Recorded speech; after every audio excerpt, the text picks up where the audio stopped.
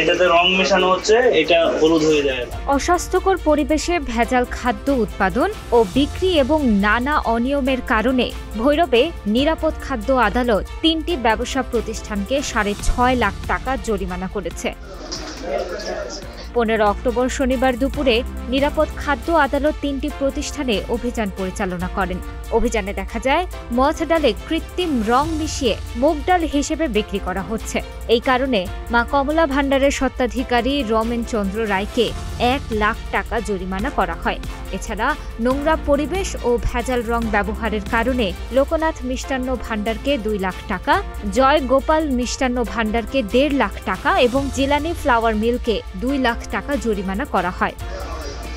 নিরাপদ খাদ্য আদালতের সিনিয়র জুডিশিয়াল ম্যাজিস্ট্রেট ও প্রথম শ্রেণীর ম্যাজিস্ট্রেট মোহাম্মদ আরিফুল ইসলাম জানান, এ ধরনের অভিযান অব্যাহত থাকবে। অভিযানে আদালতকে সহায়তা করে র্যাব ও পুলিশ।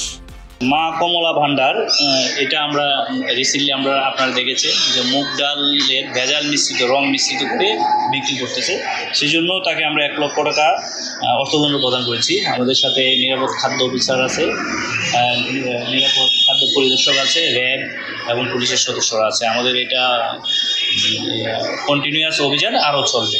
ধন্যবাদ।